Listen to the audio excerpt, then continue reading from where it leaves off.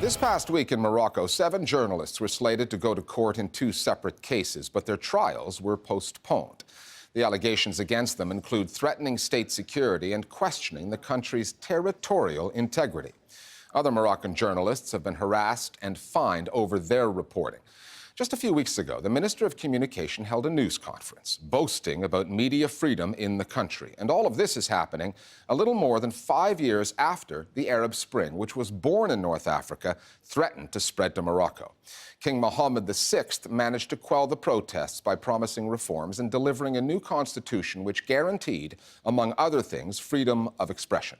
Morocco does have media laws that protect certain freedoms. However, the wording of those laws is so vague, the possible interpretations are so broad that any reporting that crosses the line by offending the king, his officials, raising national security questions, or the status of Western Sahara can land reporters in trouble. The Listening Post's Flo Phillips now on the journalistic red lines, the red tape that reporters have to deal with, and the red ink on the balance sheet, none of which bode well for the future of journalism in Morocco.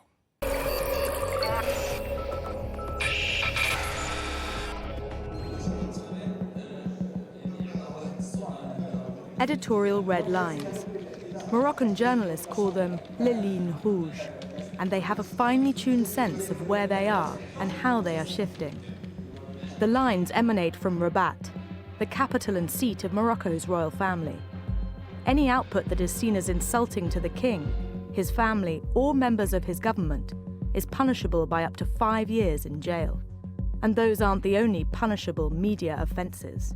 In my opinion, there are really 2 other red lines that the authorities care about. The first is the issue of Western Sahara. The Moroccan authorities and separatists in the region are locked in a tug-of-war over the disputed territory, and the issue is currently being discussed in the United Nations. Some journalists attempt to question Morocco's position because they think it's necessary to show the other side's opinion, but the government considers this to be provocative. The second issue is with regards to terrorism. Morocco's 2003 anti-terrorism law is exceptional in that it stipulates mass media must not take part in the discussion relating to this issue.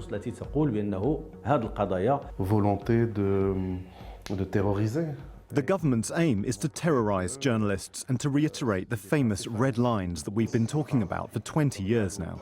They continue to hound journalists under the same pretext. This has always been the case, but is much more common nowadays. Mati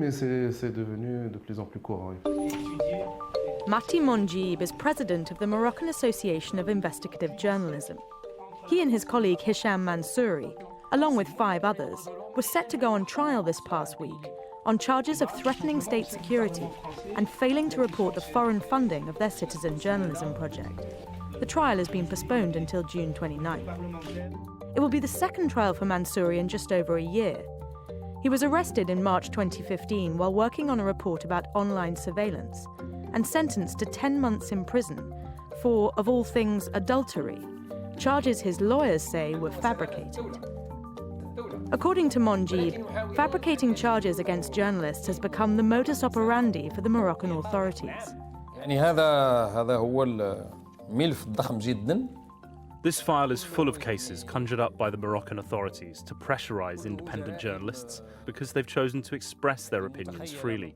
There are hundreds of pages showing that I've allegedly threatened national security and that I've committed financial crimes. Another trial was postponed this week, that of Ali Anouzla, editor-in-chief of the banned Arabic news site Lacom.com.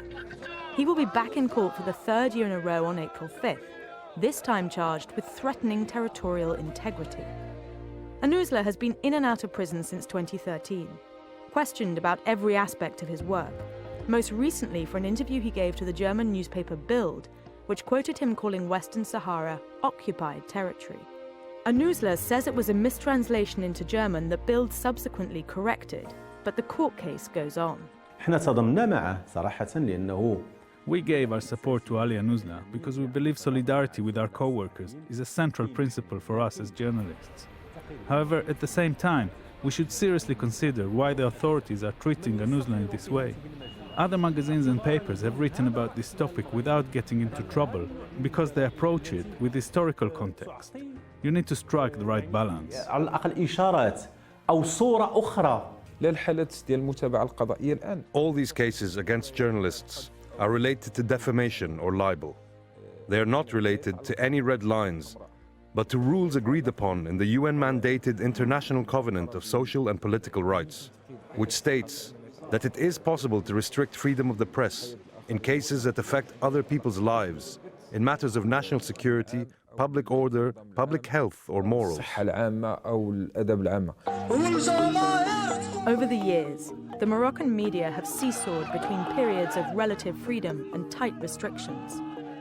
In 2011, as uprisings erupted across the Arab world, King Mohammed VI sought to keep the calm with a revamped constitution that promised, among many other things, freedom of expression and a variety of media protections. Whether the king really wanted reform or was just trying to avoid being swept up in the Arab Spring remains an open question. ورأينا أنه خلال كل سنة 2011 We noticed through 2011, 2012 and parts of 2013, freedom of media increased, not only on social media networks like Twitter and Facebook, but also in printed and digital journalism. However, from the beginning of 2013, the situation for the media here regressed. يعني بدأ التراجع في صيف 2013. The Minister of Communication has a very different view. سنة 2015 سنة مميزة في النهوض بالحرية. Every year, the minister hosts a press conference in which he outlines the progress his department has made.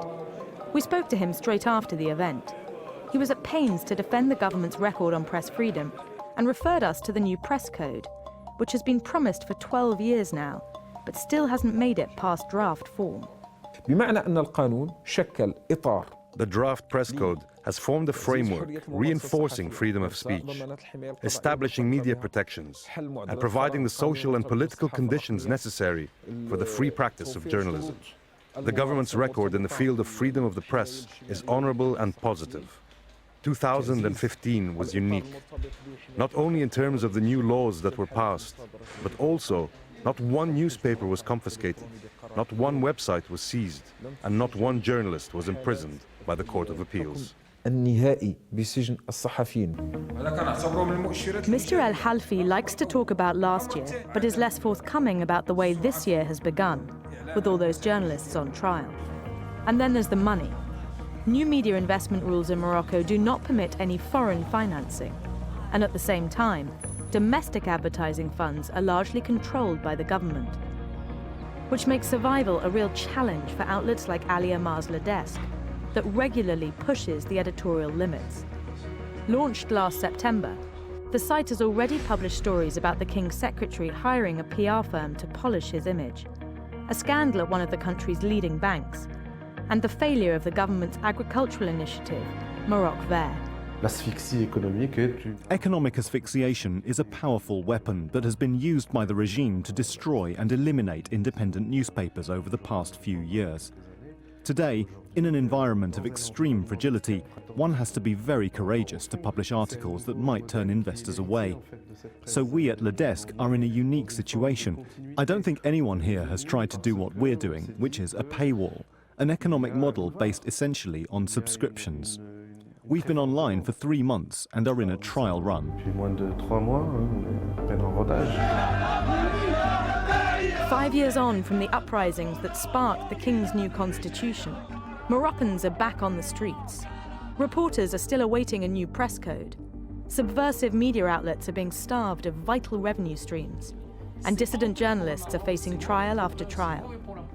This is Morocco in 2016, and the battle lines are still red.